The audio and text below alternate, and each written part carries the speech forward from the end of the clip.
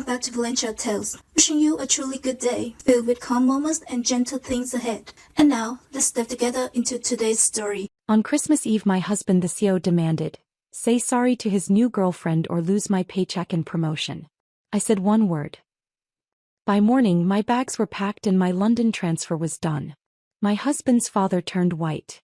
"Please say you didn't send those papers." My husband's smile disappeared instantly. "Send what papers?" "Apologize to Victoria. Tonight. At the Christmas party. In front of everyone."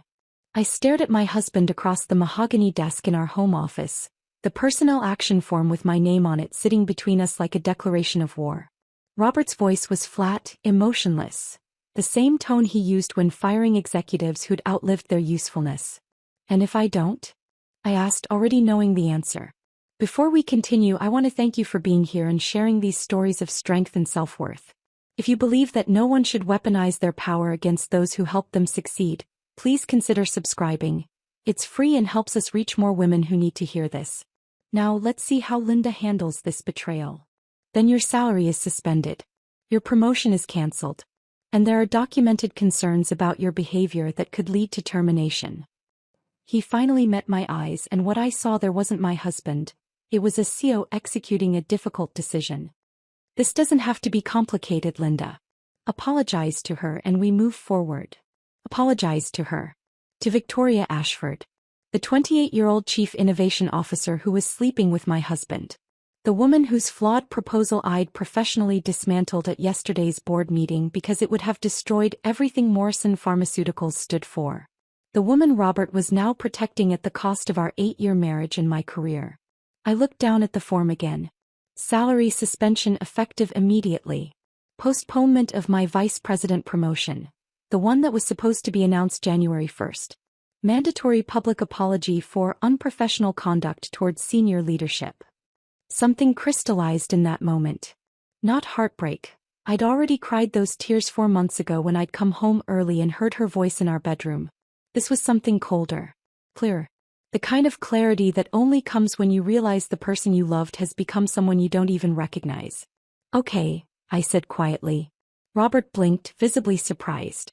He'd been prepared for tears, anger, negotiation. My calm acceptance threw him completely off balance. "You'll apologize?" he pressed, needing confirmation. "I'll handle it," I said, standing up. Not a lie. Not an agreement. Just a promise that I absolutely intended to keep. But I need to explain how we got here.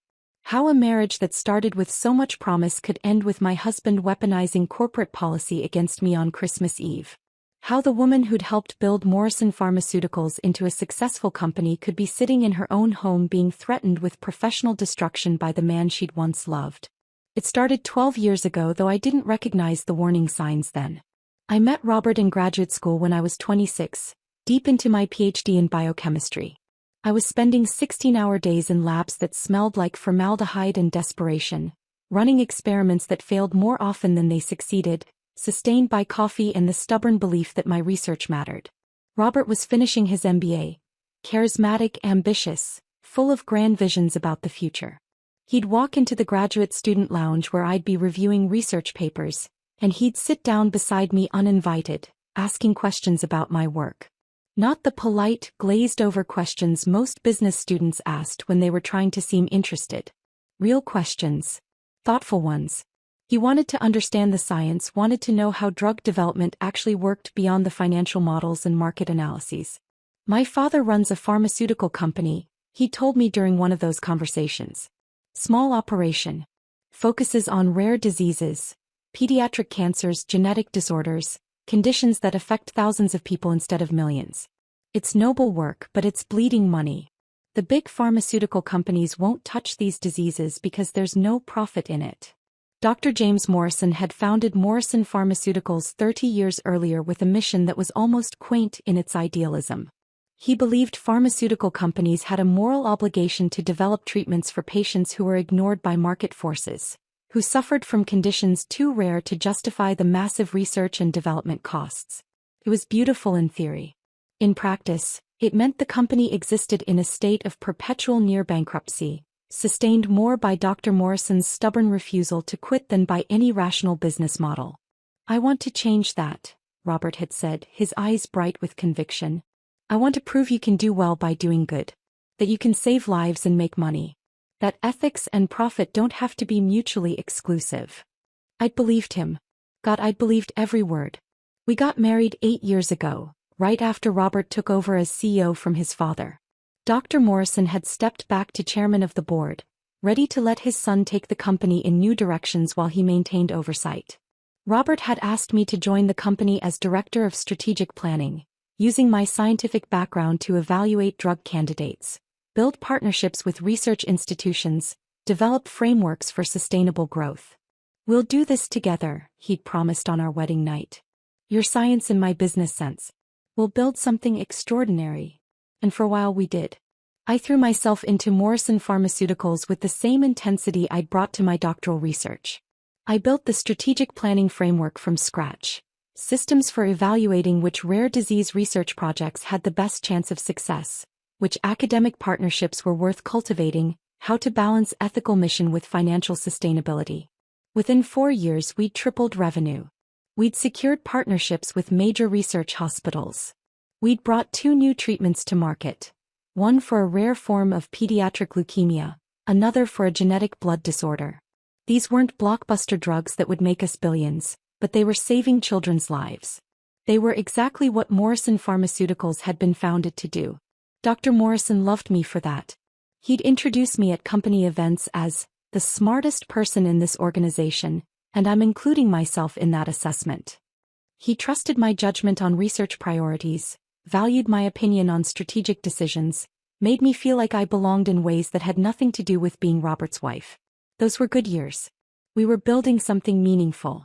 Robert and I would work late together, reviewing proposals at the kitchen table, debating priorities, finishing each other's sentences. We felt like partners in every sense of the word. Then success changed things. The Forbes profile came first. 30 under 30 in healthcare. Robert Morrison transforms his father's legacy company. Then the Wall Street Journal feature about young CEOs disrupting pharmaceutical industry conventions. Then the speaking invitations, the board positions at other companies, the attention from venture capitalists who saw Morrison Pharmaceuticals as an acquisition target. Robert started measuring worth by stock price instead of lives saved. He began having lunch with investors who cared only about returns, who asked questions like, "Why are you wasting resources on diseases that affect so few patients?" He'd come home from these meetings energized in ways that made me uncomfortable, talking about optimizing our portfolio and pivoting to higher margin opportunities.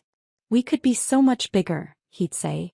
"We're limiting ourselves by staying focused on rare diseases.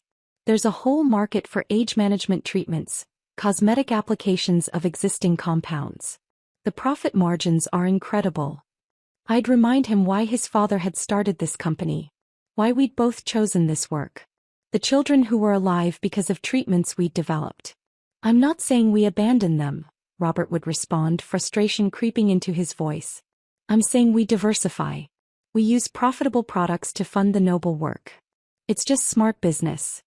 But I'd seen this story before in the pharmaceutical industry. Companies that started with ethical missions, that promised to use profits from one area to fund research in another. Never worked that way. The profitable products always consumed more resources, demanded more attention, became the primary focus until the original mission was just marketing language on a website nobody read. I became inconvenient. The wife who reminded him of humble beginnings. The scientist who prioritized research integrity over quarterly profits. The voice asking uncomfortable questions about whether we were betraying the mission we'd started with. 6 months ago, things shifted in ways I couldn't ignore anymore. Robert started coming home after midnight, smelling like expensive perfume I didn't own. He'd take phone calls in other rooms, his voice dropping to intimate whispers when I walked past. He stopped touching me casually.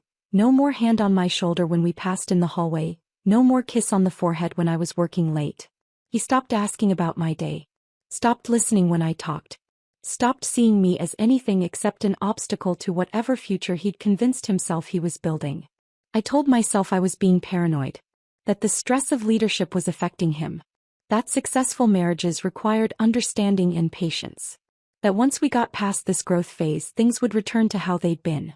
I was lying to myself, but confronting the truth felt impossible. Then came the day 4 months ago that shattered every comfortable delusion I'd been clinging to. I'd been at a conference in Boston. 3 days of presentations about breakthrough cancer treatments, networking with researchers whose work could potentially partner with ours. My mind was spinning with possibilities when I decided to come home a day early to surprise Robert. I even stopped at the grocery store buying ingredients for pasta carbonara, the dish I'd perfected during our first year of marriage when we were still people who cooked together, who laughed over kitchen disasters, who had time for each other. I walked into our penthouse carrying groceries and hope, both of which I dropped in the entryway when I heard sounds from our bedroom. Not ambiguous sounds that I could rationalize or reinterpret. Specific sounds. Victoria's voice sang Robert's name in a way that left zero room for misinterpretation. I stood frozen, my mind cataloging details with scientific precision. Her shoes by the door, red-soled Louboutins I recognized from the office. 2 champagne glasses on our coffee table, lipstick stain on one in a shade I'd never wear. Robert's jacket draped over a chair. I backed out quietly. Left the groceries in the hallway. Drove to a hotel where I spent 3 hours crying in a bathroom that smelled like industrial cleaning products. Then I dried my face, looked at myself in the mirror, and made a decision. In pharmaceutical research, when a compound shows toxicity in trials, you don't spend years trying to reformulate something fundamentally flawed. You terminate the trial and start over. My marriage was showing toxicity. It was time to terminate and start over. But I didn't confront Robert. I didn't demand explanations or apologies or couples counseling that we both knew wouldn't change anything. Instead, I started planning. The next morning, I called Dr. Morrison and asked about the European expansion he'd mentioned months earlier. The idea of opening a London office to build partnerships with Cambridge and Oxford researchers. Robert doesn't understand the science like you do, Dr. Morrison had said, his voice heavy with something that sounded like disappointment. He's becoming too focused on financials. I need someone in London who remembers why we started this company. I volunteered immediately. For 4 months, I'd been working evenings and weekends building those London relationships. Vetting researchers. Evaluating compounds. Demonstrating my value to an operation 3,000 miles away. And I'd been documenting everything else. Victoria's flawed proposals. Robert's ethical compromises. Company credit card statements showing hotel rooms and jewelry purchases that had nothing to do with business. Not for revenge. For protection. For the inevitable moment when Robert would try to destroy me professionally to protect his affair. Which brought me to yesterday's board meeting where everything finally came to a head. Victoria had presented her grand restructuring proposal. Redirecting 60% of our research budget away from rare disease treatments toward cosmetic anti-aging products. It was filled with buzzwords about high-margin opportunities, and graphs that looked impressive until you examined the underlying assumptions. The science was shallow. The ethics were non-existent. It was everything Morrison Pharmaceuticals had been founded to oppose. I'd spent 3 days preparing a counter-analysis that methodically dismantled every assumption in Victoria's proposal. I'd documented why it would destroy our reputation, alienate research partners, betray our mission. Dr. Morrison had listened to both presentations, then removed his reading glasses with deliberate precision. Linda's analysis is sound. Victoria's proposal has merit for a different kind of company, but it's not who we are. Motion to table indefinitely. The board had agreed unanimously. Victoria's face had gone white, then red. She'd looked at Robert, waiting for him to defend her. He'd said nothing during the meeting. But that night he'd been ice. You humiliated her, he'd said. In front of my father. In front of the board. Which is how I ended up here. Christmas Eve. Sitting across from my husband while he demanded I apologize to his mistress or lose everything I'd built. Okay, I'd said. And I meant it. I would handle this. Just not the way Robert expected. Because in my briefcase, locked in my car downstairs, was a folder Dr. Morrison had given me an hour ago. Documents restructuring my role into Managing Director of Morrison Pharmaceuticals Europe. Approved by the board. Filed with the SC. Effective January 2nd. Robert thought okay meant surrender. He was about to learn what it actually meant. I walked out of Robert's office and headed downstairs to where the Christmas party was already in full swing. The penthouse's great room had been transformed into something out of a corporate fantasy. Crystal chandeliers casting warm light over marble floors. A string quartet playing something classical that nobody was actually listening to. Junior executives in cocktail dresses and dark suits trying to network without appearing too desperate. I needed a drink. Or maybe I needed to leave entirely, get in my car and drive until I hit somewhere that wasn't here. But Dr. Morrison had asked me specifically to attend tonight, and after what he'd done for me, after that folder sitting in my briefcase with documents that would change everything, I owed him at least a few hours of presence. I grabbed champagne from a passing waiter and positioned myself near the windows, watching the snow fall over Manhattan while half listening to conversations about fourth-quarter earnings and holiday travel plans. My mind was still in that office upstairs, still processing the conversation that had just happened, still feeling the cold shock of watching my husband weaponize corporate policy against me. Linda. I turned to find Jennifer Chin from Regulatory Affairs standing beside me, concern written across her face. Jennifer and I had worked together for 6 years. She was brilliant, meticulous, and one of the few people in the company who seemed to operate outside the political games that consumed everyone else. "Are you okay?" she asked quietly. "You look like you've seen a ghost." "Something like that," I said, taking a long drink of champagne that tasted too expensive and too cold. Jennifer glanced around to make sure no one was close enough to overhear. "It's about Victoria, isn't it? Robert's making you pay for yesterday's board meeting." I looked at her sharply. "How did you?" "Everyone knows," Jennifer interrupted gently. "About Robert and Victoria. About the board meeting. About the fact that you absolutely demolished her proposal with data she couldn't argue against." She paused. "People are taking sides, Linda. And you might be surprised to learn that most of the actual scientists are on yours. That shouldn't have mattered, but it did. It mattered more than I wanted to admit. Robert wants me to apologize to her," I said quietly. "Tonight. In front of everyone. Says my salary is suspended and my promotion is cancelled until I do." Jennifer's face went pale, then flushed with anger. "He can't do that. That's abuse of authority. He's the CEO," I said. "He can do whatever he wants. Dr. Morrison would never." "Dr. Morrison doesn't know yet." I looked at Jennifer carefully, weighing how much to say, how much to trust. "But he will. Soon." Jennifer studied my face, reading something there that made her expression shift from anger to curiosity. "You have a plan." "I have options," I corrected. Before Jennifer could respond, the energy in the room shifted. Conversations quieted, people turned toward the entrance, and I knew without looking that Victoria had arrived. Victoria Ashford was beautiful in the way that stops conversations. Tall, blonde, wearing a red dress that probably cost more than most people's monthly rent.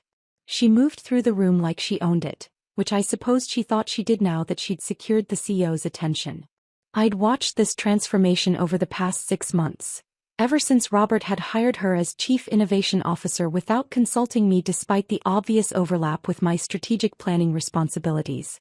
She'd arrived with credentials that looked perfect on paper. Stanford MBA, former consultant at Bain, a TED Talk on disruptive innovation in healthcare that had 2 million views. I'd watched that talk once, forcing myself through 18 minutes of buzzwords and inspirational platitudes that said absolutely nothing of substance if you actually understood pharmaceutical research. But Robert had been mesmerized. I remembered watching him during her interview presentation, seeing something in his eyes I hadn't seen in years when he looked at me. Fascination, desire, that particular thrill of something new and shiny and untested. "We need fresh perspectives," he told me when I'd questioned the hire privately. "New ways of thinking. You're brilliant, Linda, but sometimes you're too focused on the science and not enough on the business." Translation: you care about the mission and that's become inconvenient. I should have fought harder then. Should have insisted on being part of the decision-making process. Should have recognized that Robert was already laying groundwork for my marginalization, choosing someone whose loyalty would be to him rather than to the company's founding principles. But I'd still been trying to be the supportive wife, still believing that questioning his judgment would make me look insecure rather than professionally concerned. Victoria saw me across the room and smiled, bright and sharp and triumphant. She raised her champagne glass in a mock toast that made my stomach turn. "She thinks she's won," Jennifer murmured beside me. "She has won," I said. "At least the battle she thinks we're fighting." What does that mean? I drained my champagne and set the empty glass on a nearby table. It means Victoria is playing checkers while the rest of us are playing chess. 3 months after Victoria's arrival, she'd presented her grand strategic vision to the board. The restructuring proposal that had led directly to yesterday's disaster and tonight's ultimatum. I'd spent 3 days preparing my counteranalysis, barely sleeping, surviving on coffee and the growing rage that came from watching someone with minimal pharmaceutical knowledge try to dismantle decades of meaningful work. Victoria's proposal had been full of graphs that looked impressive and buzzwords that meant nothing. Pivoting to high-margin opportunities. Optimizing resource allocation. Leveraging existing compounds for expanded market penetration. What it actually meant was abandoning children with rare genetic disorders in favor of selling anti-aging creams to wealthy consumers who didn't need them. The science was shallow, repurposing existing compounds for cosmetic applications, work that required minimal research but could be marketed at premium prices. The profit margins were undeniably attractive. The ethics were non-existent. I'd documented every flaw in her analysis. The false assumptions about market size. The underestimated costs of regulatory approval for cosmetic products. The complete failure to account for reputational damage when our lead researchers resigned in protest, which they would and which I'd documented with signed statements from 3 department heads. When I'd presented at the board meeting, Victoria's face had gone white, then red. Her voice had gotten sharper and more defensive with each challenge, revealing that she didn't actually understand the science she was proposing to revolutionize. Dr. Morrison had listened to both presentations with that careful attention he brought to everything. When Victoria finished, he'd removed his reading glasses and set them on the table with deliberate precision. Linda's analysis is sound, he'd said quietly. Victoria's proposal has merit for a different kind of company, but it's not who we are. Motion to table indefinitely. The board had agreed unanimously. I should have felt vindication. Instead, I'd felt dread watching Robert's face throughout the meeting, seeing him store every moment of Victoria's humiliation like ammunition he'd use later. Which he had. Less than 24 hours later, in fact. Linda. I turned to find Robert standing beside me, Victoria at his side, her hand possessive on his arm. Up close she was even more striking. Perfect makeup, perfect hair, that particular polish that came from having both money and time to maintain it. Robert, I said evenly. Victoria. We need to talk, Robert said, his voice carrying that flat authority that meant this wasn't a request. I thought we already did, I replied. In your office. About 30 minutes ago. Robert's jaw tightened. I meant all 3 of us. Victoria deserves an explanation for yesterday's. Victoria got an explanation yesterday, I interrupted, looking directly at her. At the board meeting. Where I presented data showing why her proposal would damage the company my father-in-law spent 30 years building. Victoria's smile didn't waver, but something cold entered her eyes. It's interesting that you frame it that way. As if protecting outdated business models is the same as protecting the company's future. It's interesting that you think anti-aging creams represent the future of pharmaceutical research, I countered. But then you've never actually worked in pharmaceutical research, have you? Just consulted on it. From the outside. For companies that prioritize profit over patients. Linda. Robert's voice carried a warning. What? I looked at him. Did you want me to apologize now? Here. Is that what this conversation is about? Robert glanced around, noticing that we'd attracted attention, that nearby conversations had gone quiet as people sensed confrontation. Not here, he said tightly. Upstairs. In my office. 5 minutes. He walked away without waiting for confirmation, Victoria following, her red dress a slash of color through the neutral-toned crowd. Jennifer appeared at my elbow. Please tell me you're not going up there alone. I'm not alone, I said quietly. I have everything I need. Linda, he's going to try to force this. In front of her. He's going to make you choose between your dignity and your career. I know, I said. But Jennifer, he doesn't understand what choice I've already made. I touched her arm briefly, grateful for her concern, then headed toward the elevator that would take me back upstairs to Robert's office. Back to the conversation that would end my marriage and begin everything else. The folder in my briefcase felt heavier than it should, full of documents that represented 4 months of quiet preparation, of building relationships Robert knew nothing about, of creating options he didn't know existed. Okay, I'd told him earlier. And I'd meant it. But not in any way he understood. The elevator doors closed and I watched the party disappear below me. All those people celebrating a holiday in a company that was about to change in ways they couldn't yet imagine. When the doors opened on the executive floor, I could see lights spilling from Robert's office down the hall. I squared my shoulders and walked toward it. Toward the confrontation that had been coming since the day I'd heard Victoria's voice in my bedroom 4 months ago. Toward the moment when OK would transform from apparent surrender into something Robert would spend months trying to understand. Robert's office was exactly as I'd left it 30 minutes earlier. Mahogany desk positioned to dominate the room, floor-to-ceiling windows offering a view of Manhattan that had probably cost more than most people earned in a lifetime, everything arranged to project power and control. Victoria was already there, standing near the windows with her champagne glass, looking like she belonged in this space more than I ever had.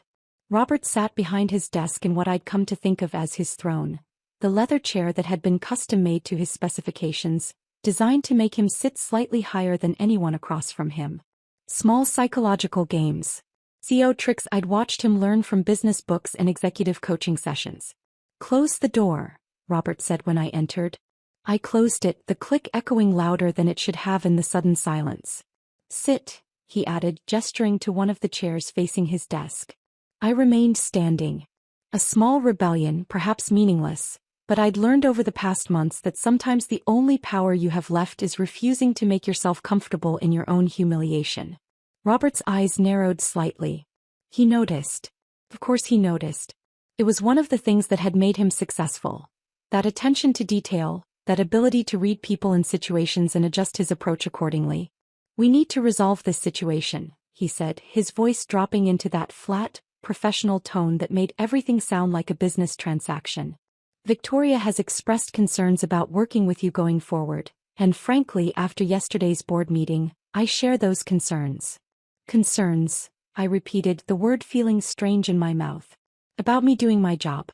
About presenting accurate data that contradicted a flawed proposal." Victoria set her champagne glass down with deliberate precision. "Your presentation wasn't about data, Linda. It was about making me look incompetent in front of the board. About undermining my credibility because you see me as a threat." I almost laughed. Almost. Because the sheer audacity of it, her standing in my husband's office, wearing a dress that probably cost more than our researchers earned in a month, accusing me of feeling threatened by her, was so absurd it almost broke through the cold anger that had been building in my chest. "I see you as exactly what you are," I said quietly. "A consultant with an MBA who thinks buzzwords and TED Talks qualify you to revolutionize pharmaceutical research. Someone who's never spent a day in a lab, never evaluated a clinical trial, never had to tell parents that we don't have a treatment for their child's disease because it's not profitable enough for the big companies to bother with." "Linda." Robert's voice carried a warning, but I ignored him. "Your proposal would have gutted our rare disease research division. It would have driven away every serious researcher we have. It would have destroyed everything Morrison Pharmaceuticals was founded to do. And yes, I presented data showing exactly that. Because that's my job. Or it was, until apparently doing my job became grounds for disciplinary action." Victoria's face had gone red, her composure cracking. "This is exactly what I'm talking about. This hostility. This refusal to consider alternative viewpoints. Robert, you see what I mean, don't you?" Robert stood up, walked around his desk to stand beside Victoria. The gesture was deliberate, choosing his position, making clear whose side he was on. "Linda, you need to understand something," he said. "Victoria is a senior leader in this organization. She reports directly to me. When you undermine her publicly, you undermine my authority and my decision-making. That's not acceptable." "What's not acceptable?" I said, my voice still quiet but carrying an edge now. "Is using your position as CEO to protect your personal relationship at the expense of the company's mission and your wife's career." The words hung in the air like smoke. Robert's face went pale, then flushed. "What are you implying?" he asked, though we all knew exactly what I was implying. "I'm not implying anything," I said. "I'm stating facts. You hired Victoria without consulting me despite obvious overlap with my responsibilities. You've supported her proposals over the objections of experienced researchers. You're now using HR mechanisms to punish me for presenting data that contradicted her strategy. Either your judgment has been catastrophically compromised, or you're deliberately sabotaging me. Neither option reflects well on your leadership. Victoria made a sound that might have been a laugh or might have been something else entirely. This is incredible. Robert, she's actually accusing you of professional misconduct because she can't accept that her approach is outdated and her attitude is toxic. My approach saved the company from a strategic disaster, I shot back. Your approach would have turned us into just another cosmetics company chasing profit margins while children with rare diseases continue to suffer because no one will develop treatments for them. Enough. Robert's voice cut through the argument with CEO authority. This is exactly the problem, Linda. This inability to collaborate. This need to be right at everyone else's expense. This is why we're here. He walked back to his desk, opened a drawer and pulled out the personnel action form I'd seen earlier. He laid it on the desk between us like evidence at a trial. This is effective immediately, he said, and his voice had gone completely flat now, emotionless in that way that meant he'd made a decision and wouldn't be swayed. Your salary is suspended pending resolution of documented concerns about your professional conduct. Your promotion to vice president is postponed indefinitely. And you're required to issue a public apology to Victoria acknowledging that your approach at yesterday's board meeting was inappropriate. I stared at the form, reading the words again even though I'd already seen them. Unprofessional conduct towards senior leadership. Failure to demonstrate collaborative approach. Concerns regarding judgment and team dynamics. Corporate language designed to sound objective while meaning whatever the person wielding it wanted it to mean. This is retaliation, I said quietly. Using company policy to punish me for challenging Victoria's proposal. Using your authority as CEO to protect your, I paused, choosing my words carefully, professional relationship with her. This is accountability, Robert countered. For behavior that multiple people have documented as problematic. Multiple people, I repeated. You mean Victoria? Who documented concerns after I contradicted her at a board meeting. That's not multiple people. That's one person with a vested interest in discrediting me. There are other complaints, Robert said. From researchers who felt bullied by your management style. From colleagues who've experienced your dismissive attitude toward ideas that don't align with your vision. This was news to me. Researchers complaining about me. I'd spent 8 years building relationships with our research teams, defending their work, fighting for resources they needed. The idea that they'd complained about me felt like fiction. Unless Robert was simply making it up. Creating a paper trail to justify what he was about to do. Show me the documentation, I said. These complaints from researchers. I want to see them. That's part of the HR investigation, Robert said. You'll have access to relevant materials through the proper channels. In other words, you can't show me because they don't exist. In other words, there are proper procedures that we're following. Robert's voice was getting harder now, frustrated that I wasn't simply accepting this. Linda, I'm trying to handle this professionally. I'm giving you a chance to resolve this without it escalating further. All you need to do is acknowledge that your approach was inappropriate and commit to better collaboration going forward. Better collaboration, I said.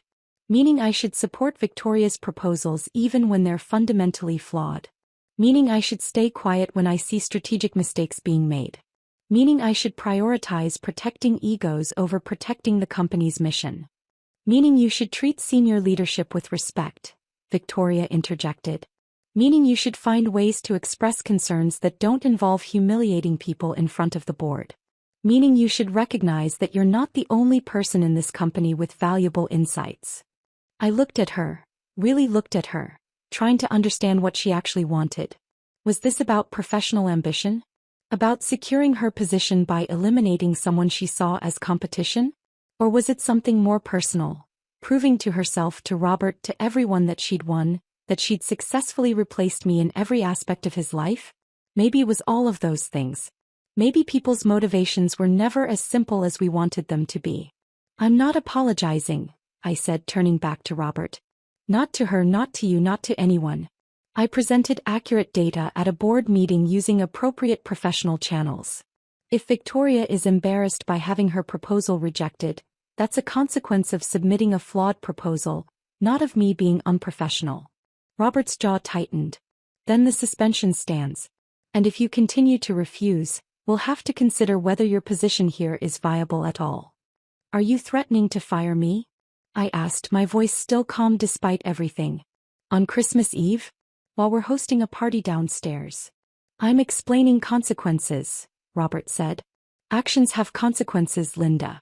You can't undermine leadership and expect no response. I thought about the folder in my briefcase downstairs. About Dr. Morrison's documents restructuring my role, transforming me from Robert's subordinate into someone who reported directly to the board. About 4 months of quietly building relationships in London, demonstrating my value to an operation Robert knew nothing about. About the choice I'd already made before I'd even walked into this office. You're right, I said. Actions do have consequences. You're about to learn that. Robert frowned, uncertain again, that crack in his confidence widening slightly. What's that supposed to mean? It means I'm not the person you seem to think I am, I said. The person who'll accept humiliation to keep a job. The person who'll apologize for being right because it makes you uncomfortable. The person who'll stay in a company where the CEO uses his authority to protect his affair at his wife's expense. You need to be very careful about what you're implying, Robert said, his voice dropping to something dangerous. I'm not implying anything, I said again. I'm simply stating that I won't be apologizing to Victoria. I won't be accepting this suspension. And I won't be staying in a position where my professional judgment is weaponized against me because it conflicts with your personal interests. Victoria laughed, sharp and brittle. So what, you're just going to quit? Walk away from everything you've built here? Because that's what happens when you refuse to be a team player, Linda. You isolate yourself. You end up with nothing. Maybe, I said. Or maybe I end up with something better. Something that doesn't require compromising my integrity or watching the mission I believed in get dismantled for profit margins and ego. I turned toward the door, done with this conversation, done with trying to make them understand something they had no interest in understanding. Linda. Robert's voice stopped me at the threshold. If you walk out of here without agreeing to these terms, there's no coming back. This is your last chance to handle this the easy way. I looked back at him, at this man I'd married 12 years ago when I still believed love and ambition could coexist without destroying each other. Hey, I said. The same word I'd said earlier. The word he'd taken as surrender. But this time I saw the flicker of doubt in his eyes. The beginning of understanding that maybe, just maybe, he'd miscalculated something fundamental. I'll handle this, I added. Tonight. At the party. You'll get your answer. Then I walked out, leaving them standing in that office, probably already congratulating themselves on winning a battle they didn't understand they'd just lost. The war was over before they even knew it had started. I walked out of Robert's office for the second time that night and took the elevator back down to the party. My hands were steady as I pressed the button, my breathing calm despite the adrenaline coursing through my system. The elevator descended smoothly, each floor taking me further from the confrontation upstairs and closer to the moment that would change everything. When the doors opened, the party was still in full swing. The string quartet had been replaced by a DJ playing something with a careful balance between festive and professional. Junior analysts were dancing now, emboldened by champagne and the temporary suspension of workplace hierarchies that company parties created. I found Dr. Morrison near the windows where I'd left him earlier, watching the snow fall over Manhattan with the particular stillness of someone who'd lived long enough to recognize pivotal moments when they arrived. It's done, I said quietly, standing beside him. He didn't ask what I meant. He'd known this was coming from the moment he'd handed me that folder. You're sure about London? He asked instead. Once you make this announcement, there's no walking it back. Robert will. He paused, choosing his words carefully. My son will not handle this well. I know, I said. But staying would destroy me. Slowly, methodically, one small humiliation at a time until I couldn't remember who I was before I became someone who accepted being treated like this. Dr. Morrison nodded slowly, something like pride crossing his weathered face. Your flight is Monday morning? 6 a.m. out of JFK. I land at Heathrow Tuesday evening, London time. The apartment in Shoreditch should be ready by Wednesday. The team is excited, Dr. Morrison said. Marcus has already started reaching out to his Cambridge contacts. Elena has set up introductions with 3 Oxford research groups for your first week. David has the budget projections ready for review. I'd been working with that London team for 4 months through video calls and email exchanges, building relationships while my marriage disintegrated and Robert grew increasingly hostile. They felt more like colleagues than anyone in the New York office had in years. People who valued competence over politics, who cared about the work itself rather than using it as a stepping stone to somewhere else. Thank you, I said to Dr. Morrison, meaning it for so much more than just the job. For seeing what Robert was becoming. For giving me a way out that isn't just running away. You earned this, he said firmly. The London position isn't a favor or a rescue mission. It's recognition that you're the best person to build what we need in Europe. Robert will eventually understand that. Or he won't. But either way, it won't change the fact that you've earned this opportunity through merit. The music shifted to something slower, more contemplative. I watched executives drift toward the bar for refills, saw Victoria emerge from the elevator and scan the room until her eyes found Robert, who'd appeared moments after her. Their faces were tight, uncertain. Whatever confidence they'd felt upstairs had been replaced by something else. Concern, maybe, or the beginning of understanding that the situation wasn't as controlled as they'd thought. Robert's eyes found mine across the room. For a moment we just looked at each other. Husband and wife, CEO and Director of Strategic Planning, 2 people who'd once believed they were building something together and had somehow ended up as adversaries in a corporate drama neither of us had wanted. Then he started walking toward me, Victoria close behind, and I knew the time had come. Dr. Morrison touched my arm briefly. Good luck, Linda. Though I don't think you'll need it. I waited until Robert was close enough that I wouldn't have to shout, but far enough that other people would hear what I was about to say. The conversations around us quieted as people sensed something significant was happening. I have something to say, I announced, my voice carrying across the great room with more steadiness than I felt. The music stopped. The DJ, reading the room with professional instinct, killed the track mid-beat. In the sudden silence, every person at Morrison Pharmaceuticals' Christmas party turned to look at me. Robert's face showed satisfaction. He thought he'd won, thought I'd bent to his ultimatum, thought I was about to publicly apologize to Victoria and cement his control over both his company and his personal life. Victoria's smile was radiant, triumphant. She raised her champagne glass in a small gesture that looked celebratory to anyone watching but that I knew was mocking. A private acknowledgement that she'd taken everything that had been mine and I was about to acknowledge her victory publicly. I looked at both of them, these people who'd thought they could corner me, force my compliance, make me choose between dignity and survival. I'm resigning from my position as Director of Strategic Planning, I said clearly, watching Robert's satisfaction drain into confusion. Effective immediately. I've accepted the role of Managing Director for Morrison Pharmaceuticals Europe. I'll be relocating to London next week to oversee our expansion there. The silence deepened, changed quality. Confusion rippled through the room. People exchanged glances, trying to make sense of what they'd just heard. Robert's face went white, then red. You can't. That position doesn't exist. I haven't authorized any. The board authorized it 2 weeks ago, I interrupted, keeping my voice calm and professional. Dr. Morrison signed off personally. It's already been filed with the SEC. I'm surprised you didn't see the paperwork, Robert. But then you've been quite distracted lately. That last part was petty, perhaps, but I allowed myself the small satisfaction of watching him realize that everyone in this room now understood exactly what I was implying. Dr. Morrison stepped forward from where he'd been standing near the windows. Robert, perhaps we should discuss this in private. No. Robert's voice was sharp, almost desperate. Linda, you can't just leave. We have projects that there are responsibilities. That need someone who understands the science, I finished for him. Someone who cares about the mission. I'll be doing exactly that work in London. Everything's already arranged. Housing, visa, team structure. I start January 2nd. I turned to Victoria, gave her the coldest smile I could manage. Congratulations on your promotion to Director of Strategic Planning. I'm sure you'll do wonderfully. I've left detailed transition notes in my office. You'll need them. Victoria's face had gone pale. She'd expected humiliation, mine not hers. She'd expected validation, Public acknowledgement that she'd won, that she'd successfully replaced me in every aspect of Robert's life.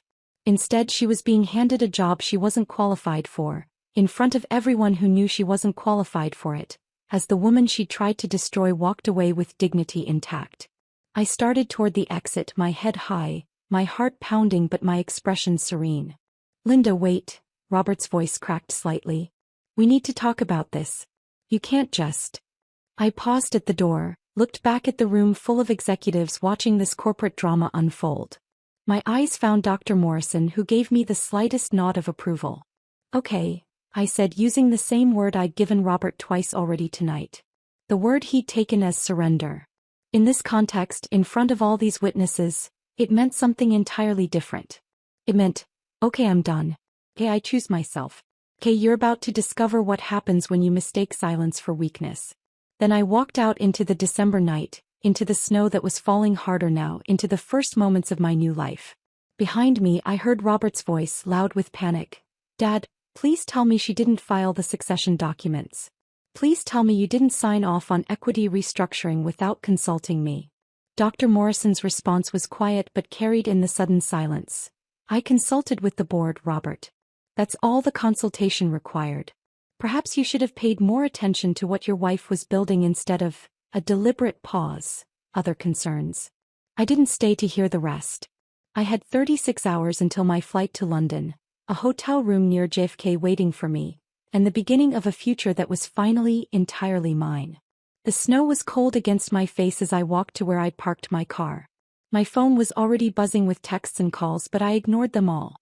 There would be time for logistics and explanations and the administrative dismantling of a marriage.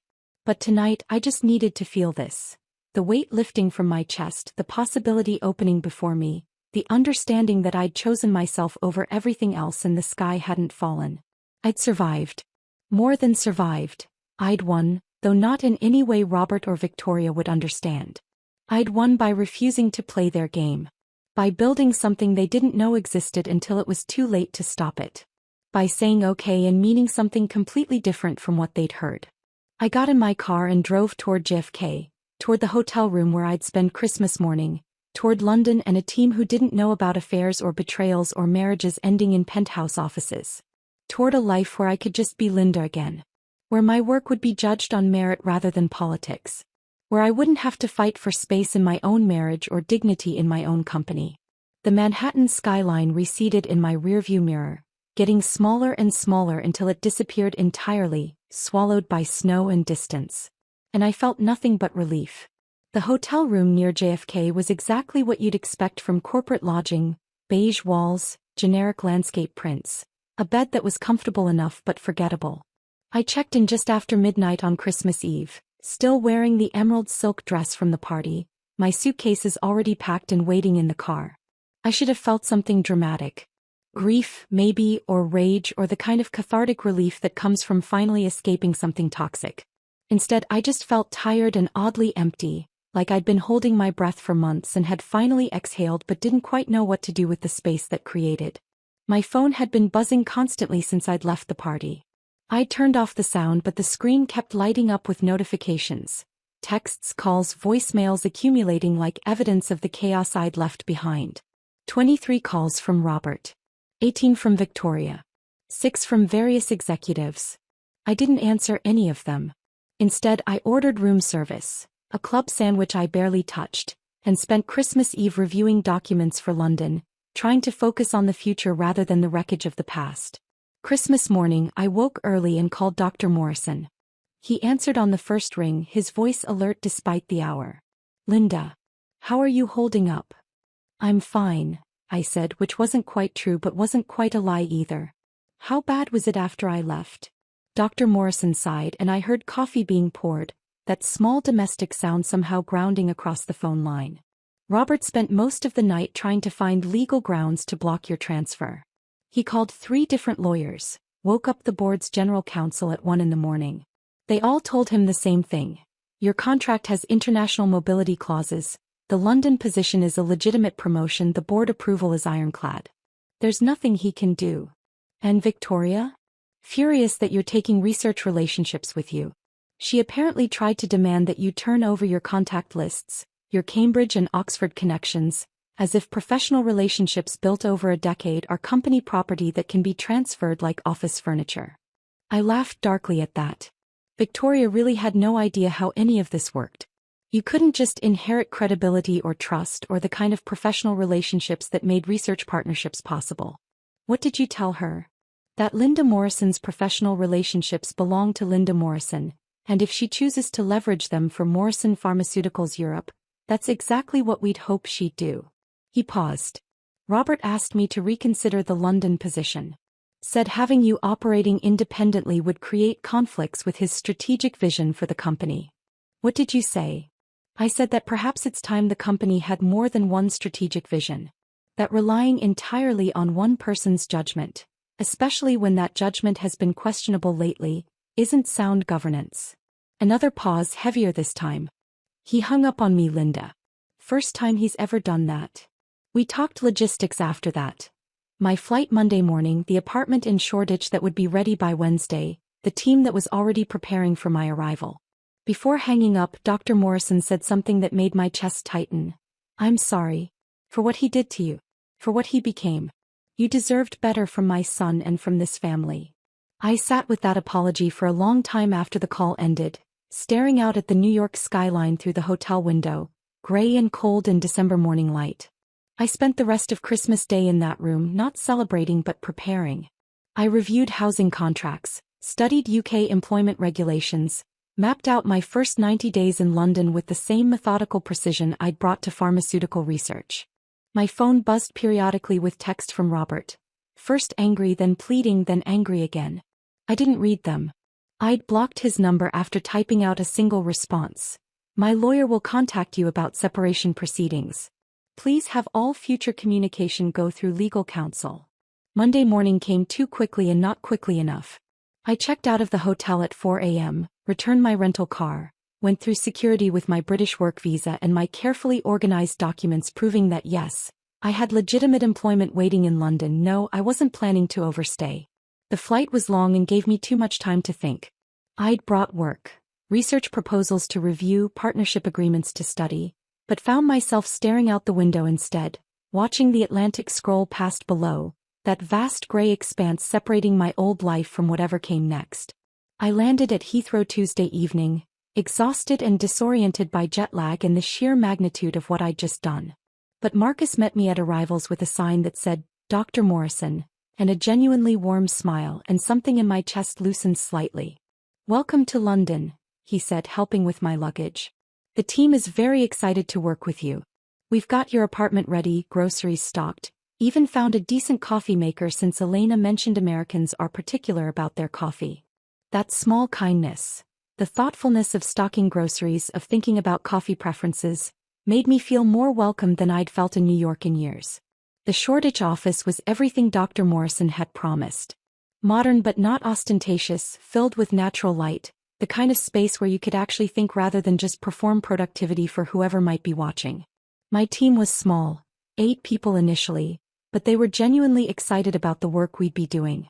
Not excited about climbing corporate ladders or positioning themselves for promotions, but excited about the actual science, the actual mission of developing treatments for diseases nobody else would touch. No one here knows, I realized during that first week. About the affair. About the Christmas Eve confrontation. About personnel action forms and ultimatums and marriages ending in penthouse offices. They just knew me as Dr. Linda Morrison, the new managing director with a reputation for identifying promising research partnerships and building sustainable operations. It was liberating in ways I hadn't expected. But New York didn't disappear just because I'd flown across an ocean. News filtered back through professional networks and former colleagues who stayed in touch despite the awkwardness of my departure.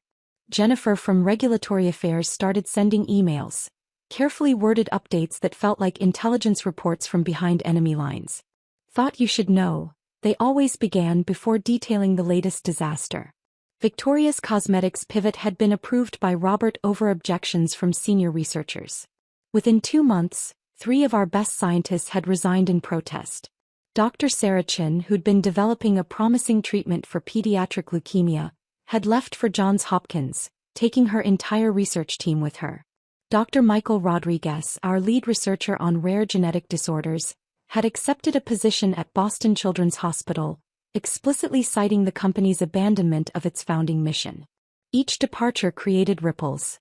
Other researchers grew nervous, started updating their CVs, taking calls from recruiters. Morale collapsed. Productivity suffered. "The culture here is toxic now," Jennifer wrote in March. "People don't trust leadership. Robert keeps promising that the cosmetics division will generate revenue to fund rare disease research, but nobody believes him. It's the same lie pharmaceutical companies always tell: we'll do the profitable work to subsidize the mission work, and it never actually works that way." I read these updates with complicated feelings.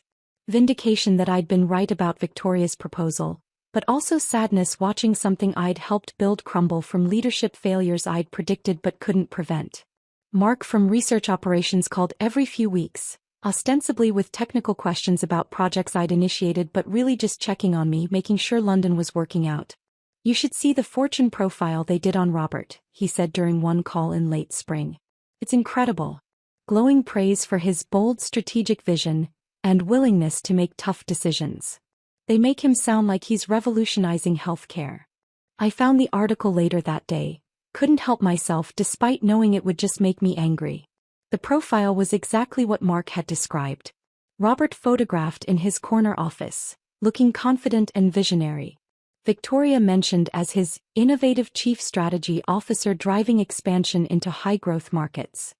My departure referenced in a single sentence about restructuring leadership and amicable transition.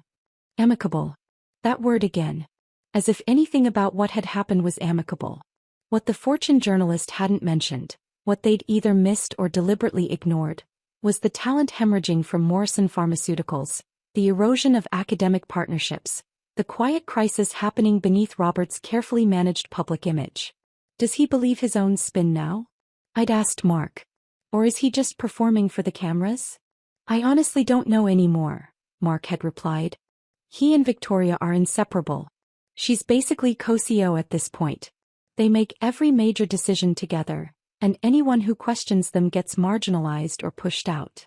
Through Jennifer's updates, I learned that Victoria was struggling badly in her expanded role.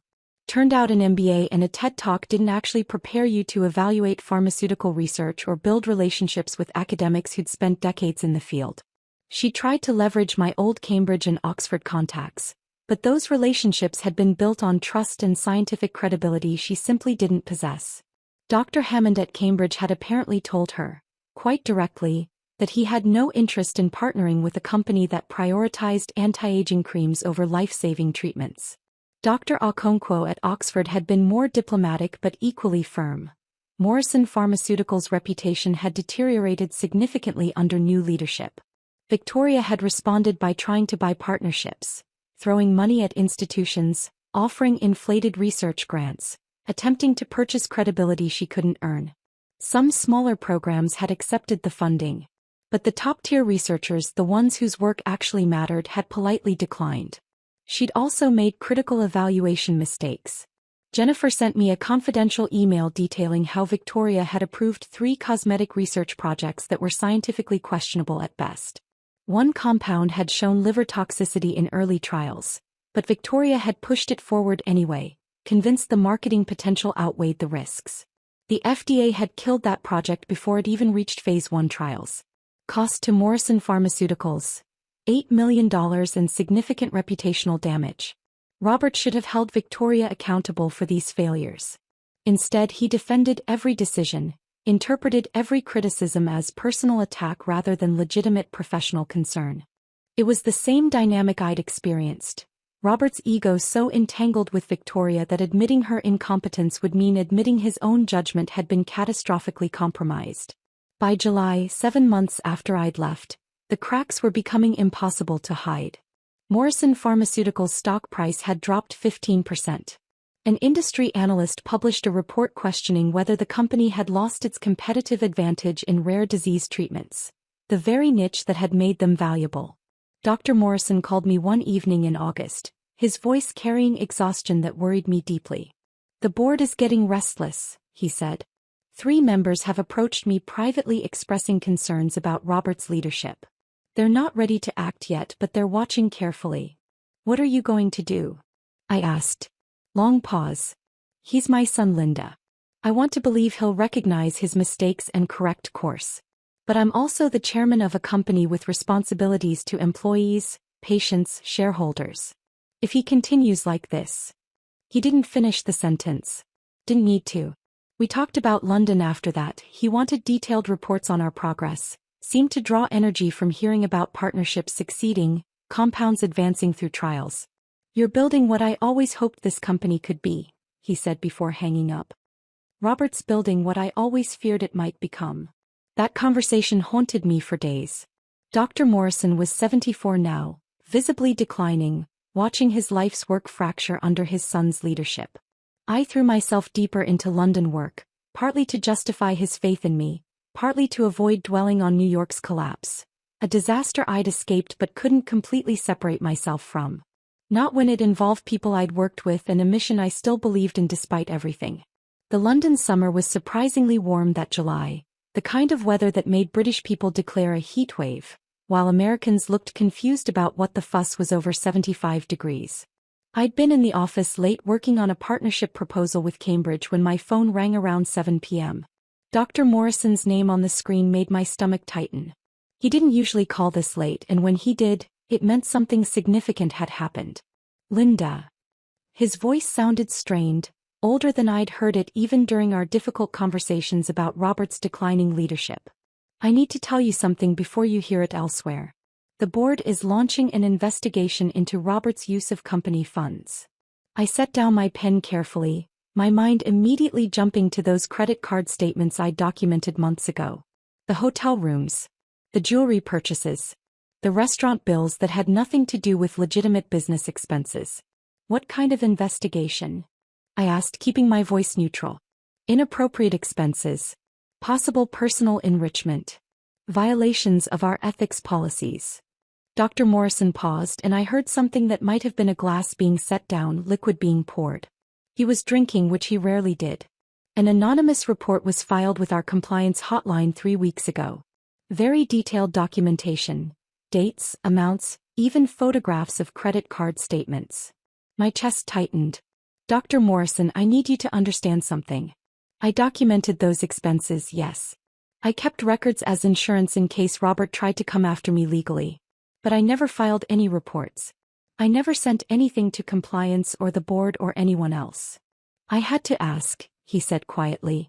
Not because I thought you would, but because the board will ask me and I needed to be able to answer honestly. Then who? I asked, though even as the words left my mouth, the answer was crystallizing with devastating clarity.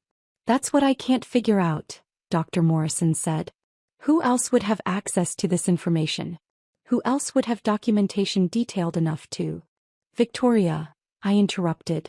Silence on the other end of the line. Then, what? But she and Robert are together. Why would she? We're together, I corrected, my mind racing through the implications. Dr. Morrison, think about it. Victoria aligned herself with Robert when he had power and could advance her career.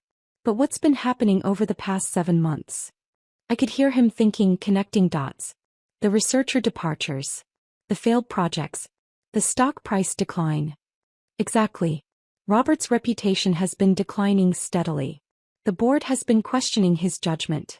And Victoria has been struggling visibly in her role. She can't build academic partnerships, she's made costly evaluation mistakes, she's basically proven that she's not qualified for the position Robert gave her.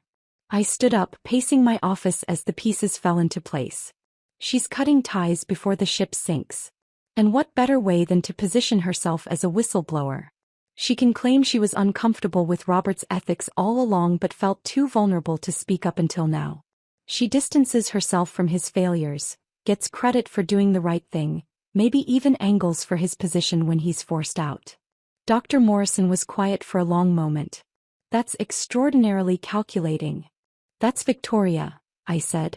She's always been calculating. That's what made her successful as a consultant. The ability to read situations and position herself advantageously.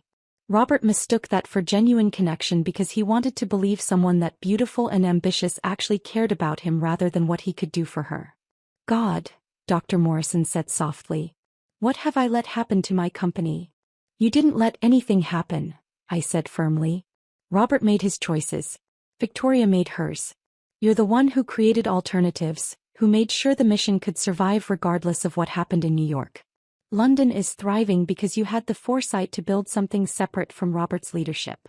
We talked for another 20 minutes about the investigation, how external counsel had been brought in, how thoroughly they were reviewing expenses, how Robert would be given a chance to explain, but the documentation was apparently damning. If the board asks for your documentation, Dr. Morrison said before hanging up, would you provide it? I thought carefully. If it's necessary to protect the company, yes. But I won't volunteer it. I don't want to be the vindictive ex-wife who brought him down. If Victoria's evidence is sufficient, let that be enough. The investigation took 3 months. I heard about it in pieces, through Dr. Morrison's periodic updates, through Jennifer's increasingly detailed emails, through the strange silence from other New York contacts who suddenly didn't know what to say to me. Jennifer's access to board-level gossip turned out to be surprisingly comprehensive. Her emails painted a picture of methodical demolition as external counsel interviewed employees, reviewed transactions, built a timeline that couldn't be explained away. They found nearly $200,000 in inappropriate expenses over 18 months, she wrote in September. Hotel suites. Jewelry that never appeared on any gift disclosure forms.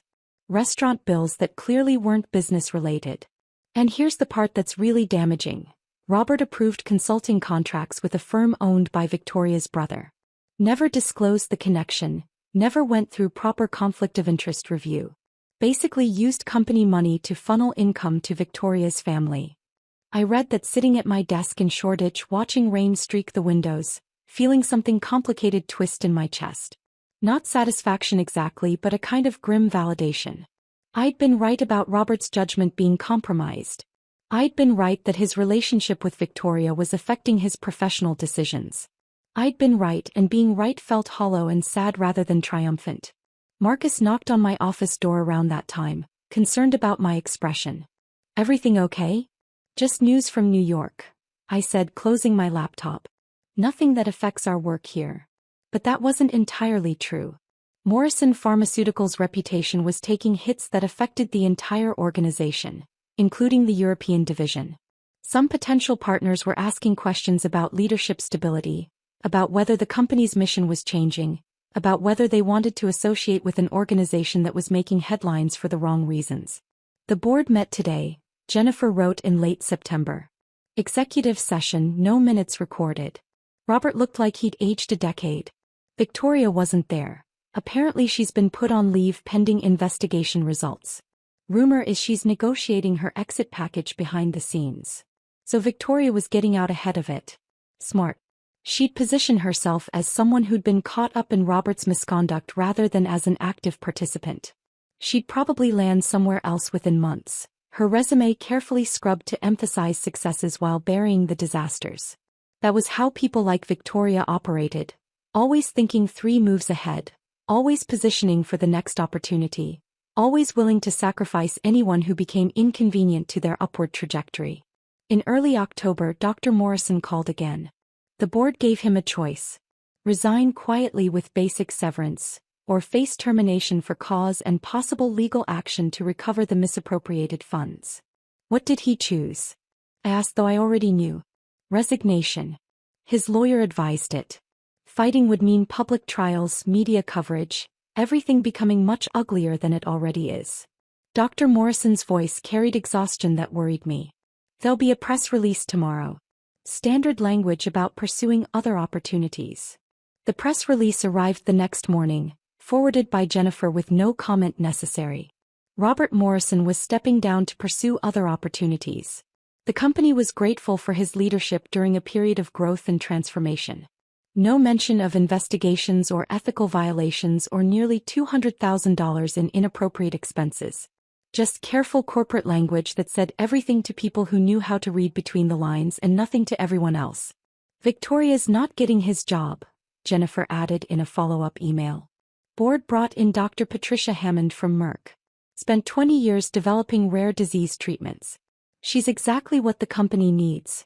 Actual pharmaceutical experience and commitment to the original mission.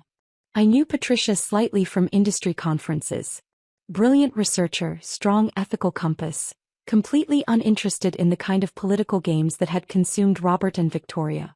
Her appointment sent a clear message about the direction Morrison Pharmaceuticals was taking. Back to the mission. Back to rare disease research. Back to everything Dr. Morrison had founded the company to do. I should have felt vindicated.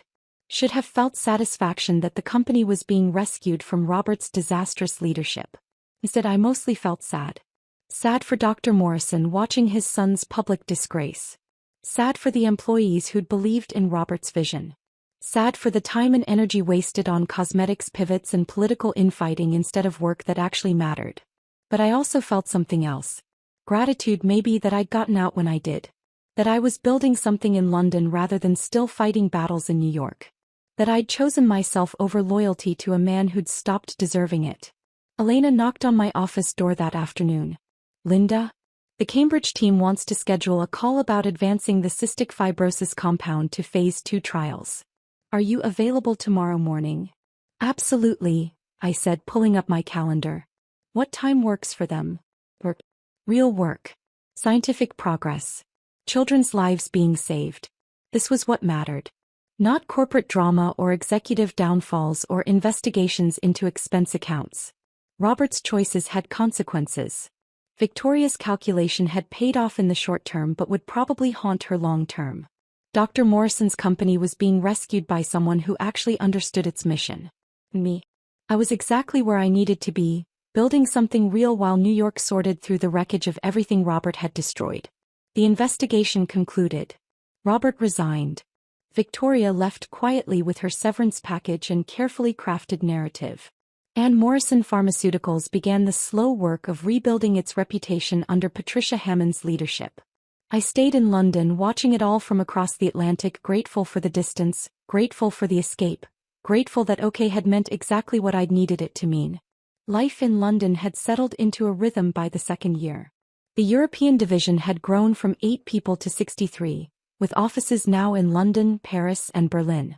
We had 7 compounds in various stages of clinical trials, partnerships with 12 research institutions across Europe, and a reputation for being the part of Morrison Pharmaceuticals that had stayed true to the original mission. I'd made friends, actual friends, not just professional contacts. Emma, a researcher at Imperial College who I'd met through Marcus. David, a patent attorney who lived in my building and had talked me through the complicated process of international intellectual property law over numerous pub dinners. Sarah, an American expat who ran a bookshop in Bloomsbury and reminded me that life existed beyond pharmaceutical research. I'd built a life, in other words. Not the life I'd imagined when I was 26 and getting married, but a good life. An authentic one. So when the email arrived on a Tuesday morning in March, 2 years and 3 months after I'd walked out of that Christmas party, I almost deleted it without reading. The sender address was one I didn't recognize. The subject line was simple, something I need to say. Spam probably. Or a phishing attempt. I hovered my cursor over the delete button.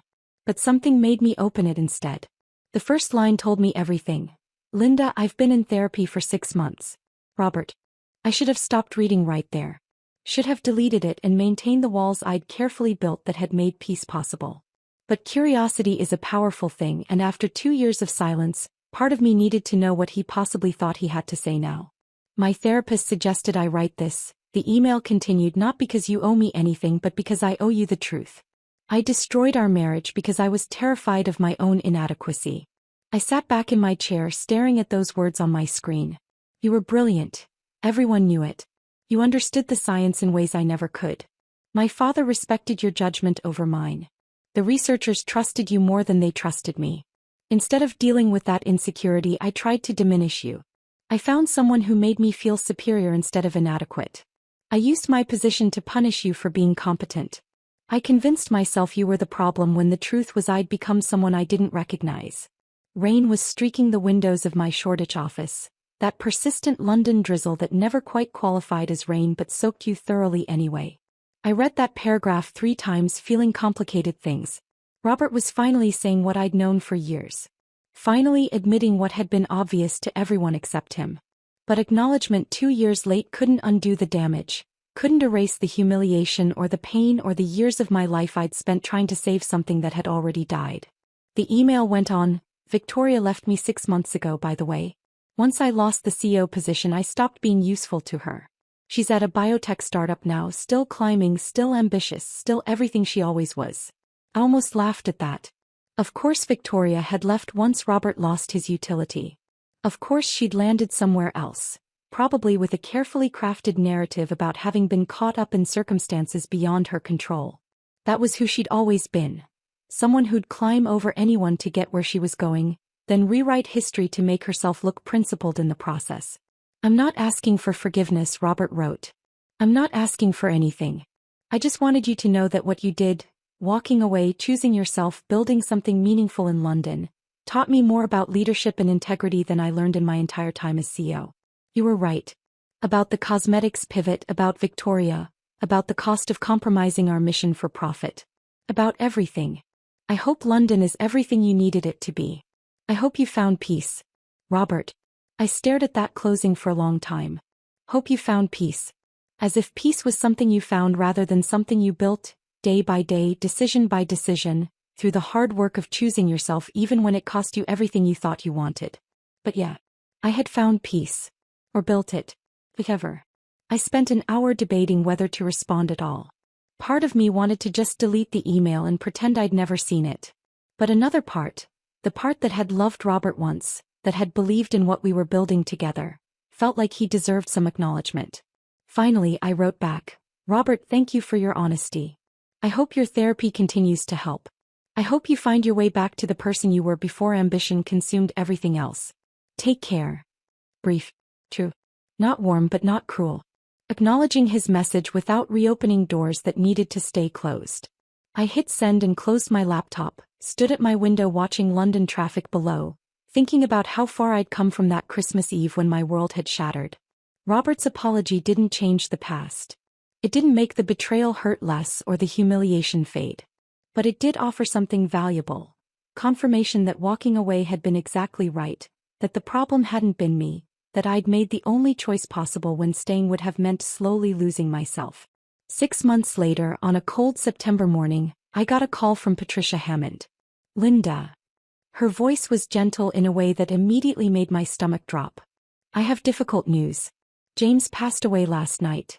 Peacefully in his sleep. His family was with him.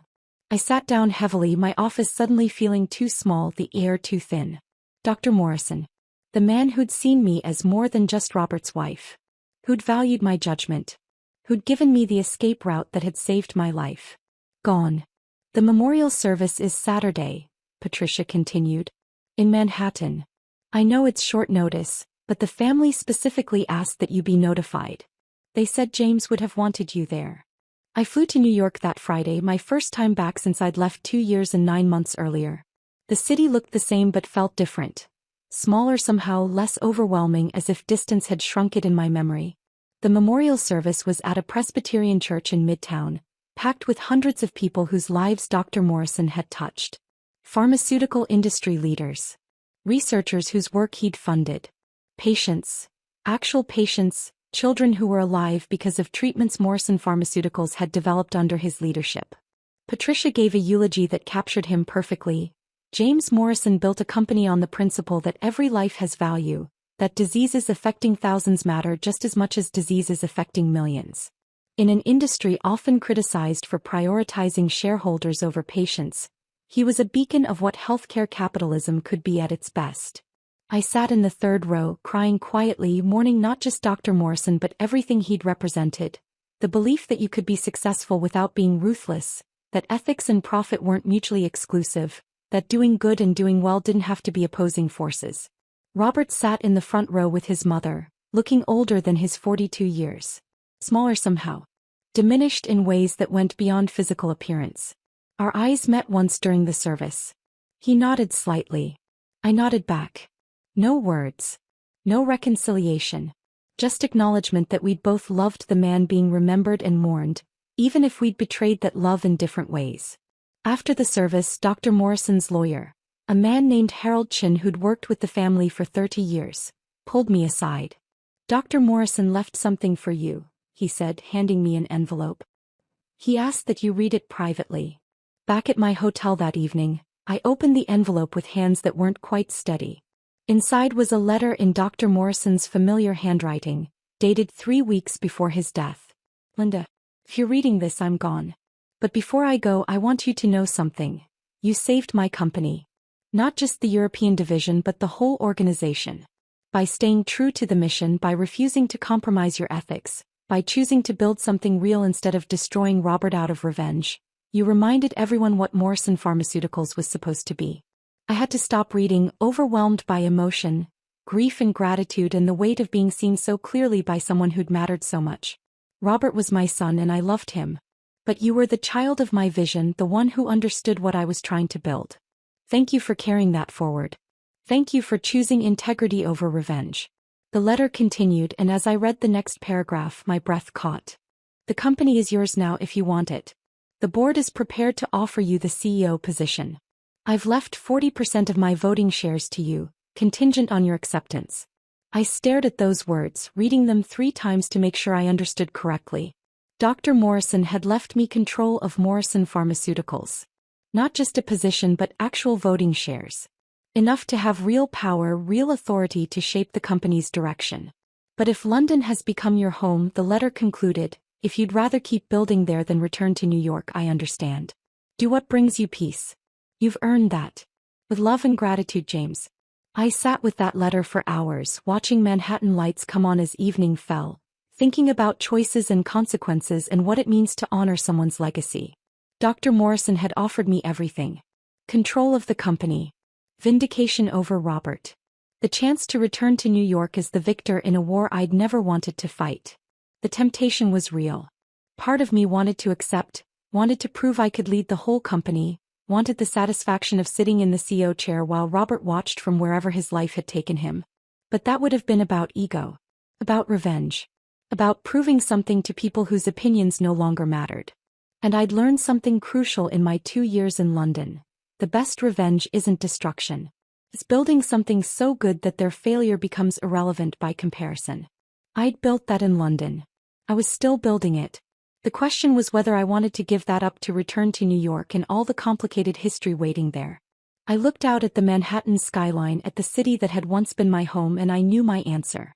I flew back to London the next morning, Dr. Morrison's letter folded carefully in my bag, his words still echoing in my mind. "The company is yours if you want it. 40% voting shares. The CEO position waiting for me. Everything I might have wanted 3 years ago, before the affair, before the ultimatum, before I'd learned that sometimes the thing you think you want most would actually destroy you." The call from Patricia Hammond came 2 days later, on a Wednesday afternoon while I was reviewing partnership agreements with the Karolinska Institute in Stockholm. "Linda." Patricia's voice was warm but carried a professional uncertainty. "I assume you've read James's letter by now." "I have," I said carefully. "Then you know the board is prepared to offer you the CEO position. I want to be clear. I was hired as interim leadership specifically because no one knew whether you'd accept the role James clearly intended for you. If you want to return to New York, I'll step aside. No hard feelings. This was always meant to be your company if you chose to claim it." I looked out my office window at the Thames, at the London skyline that had become so familiar over the past 2.5 years. Watched a tour boat drift past, tourists probably taking photos of Tower Bridge in the distance. "Patricia, I appreciate the confidence," I said. "Dr. Morrison's confidence, yours, the board's. It means more than you know." "But," Patricia said, hearing what I hadn't said yet. "But I'm going to decline." Silence on the other end. "Then, can I ask why?" "Linda, this is everything most people in our industry spend entire careers working toward. Control of a major pharmaceutical company. The resources to shape research priorities. The platform to influence healthcare policy. Dr. Morrison built all of this and he wanted you to have it." "Because I'm happy here," I said simply. "I'm building something that matters. I have a team that functions on competence rather than politics. I make decisions based on science and ethics rather than stock prices and ego. I wake up every morning doing work that aligns with who I actually am." I paused, trying to find words for something I'd only recently fully understood myself. Accepting the CEO position would mean returning to New York. Navigating all the politics that destroyed my marriage. Constantly managing Robert's shadow and everyone's memories of what happened. Every decision I made would be examined through the lens of our history. Every challenge to my authority would carry subtext about whether I was qualified or just the ex-wife who came back to claim revenge. We could manage that, Patricia said. We could set clear boundaries, establish your authority independently of. You can't promise that, I interrupted gently. Culture change takes years. Organizations have memories. And honestly, Patricia, I don't want to spend the next decade of my life fighting those battles. I did that for 8 years in my marriage. I'm done fighting for space that should have been freely given. Patricia was quiet for a long moment. You've really thought about this. I have, I confirmed. And here's what I think. You're doing excellent work. You understand the mission. You have the scientific credibility and the ethical compass. You're already refocusing Morrison Pharmaceuticals on rare disease research, repairing relationships with academic institutions, bringing back the researchers who left under Robert's leadership. I took a breath. You're exactly the leader Morrison Pharmaceuticals needs right now. Someone without baggage, without complicated history, without personal dynamics clouding every interaction. I recommend you for the permanent CEO position. Build on what Dr. Morrison started. And let me keep building the European division. We can accomplish more working together across the Atlantic than we could with me trying to navigate New York politics. You're sure? Patricia asked. This isn't fear talking? Because if you change your mind in 6 months. I'm sure, I said firmly. This isn't fear. It's clarity. For the first time in years, maybe in my entire adult life, I know exactly what I want and why. That's worth more than any title. We talked logistics after that. How the equity stake would work with me staying in London, how we'd coordinate between US and European operations, how we'd structure reporting relationships to honor Dr. Morrison's vision while building something sustainable. When I finally hung up, I felt a weight lift that I hadn't even fully realized I'd been carrying. The weight of expectation. Of obligation. Of feeling like I needed to prove something to people whose opinions had long since lost their power over me. I stayed in London. Over the next year, the European division grew to over 100 people with expanded offices in Paris and Berlin, and new partnerships across the continent. We became known as Morrison Pharmaceuticals Innovation Center, the place where ambitious rare disease research happened, where scientists came when they wanted to work on diseases that actually mattered rather than chasing blockbuster profits. The Karolinska Institute partnership yielded a promising compound for treating a rare form of muscular dystrophy. The Max Planck collaboration advanced research on genetic therapies for blood disorders. Cambridge and Oxford projects continued to progress through clinical trials. But the breakthrough came from an unexpected place. A small research group at the University of Edinburgh that Marcus had connected us with. They'd been working on a treatment for a rare form of pediatric leukemia that affected fewer than 300 children annually in Europe. Most pharmaceutical companies wouldn't touch it. The market was too small. The research was too risky. The profit potential was essentially zero. But Dr. Morrison hadn't founded Morrison Pharmaceuticals to chase profits. He'd founded it to save lives that bigger companies deemed not worth saving.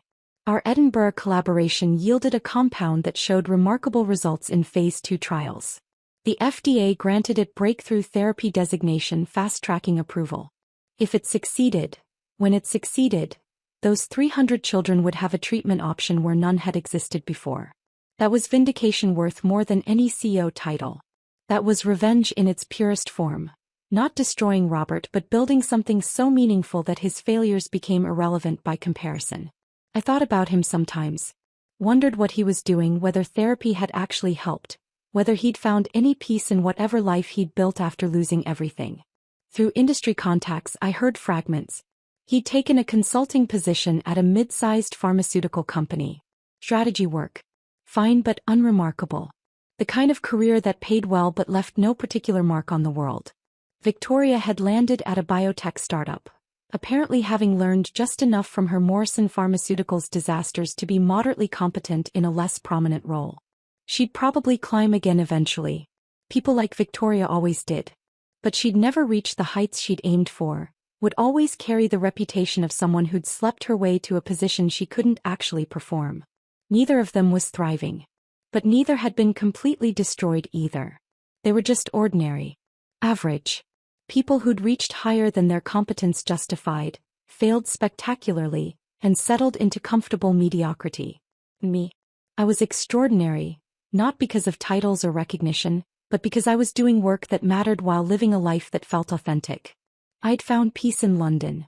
Not the absence of challenge or difficulty, but the presence of purpose and meaning and the daily satisfaction of building something real. Sometimes, late at night, I'd think about that Christmas Eve 3 years ago.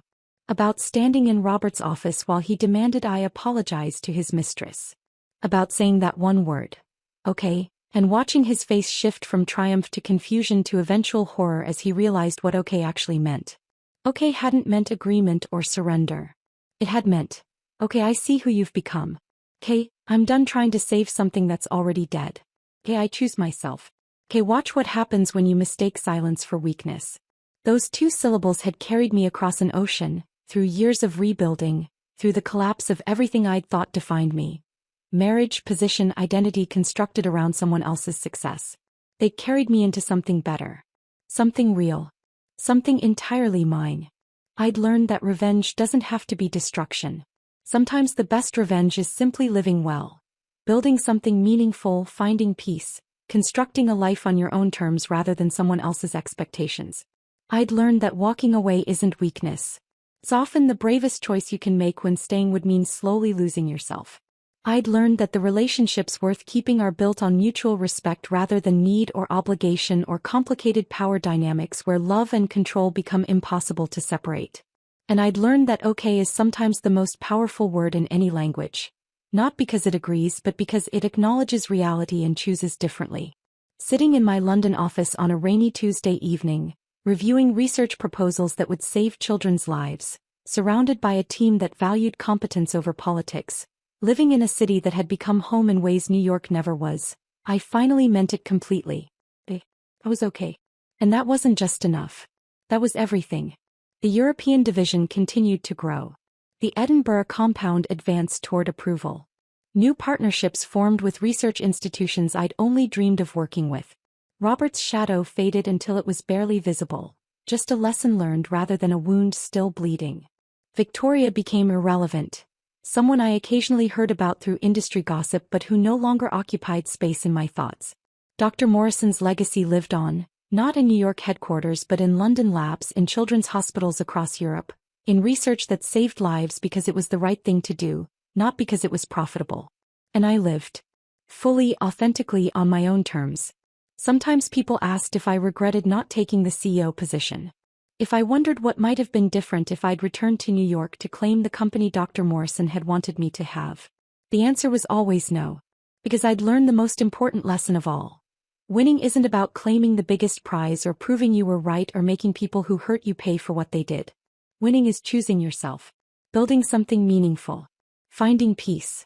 And by that measure I'd won completely. Okay, I'd said 3 years ago. And okay, I meant now. Not as surrender. Not as acceptance of defeat. But as the most powerful declaration I'd ever made. I am okay. I chose myself. And that choice saved my life.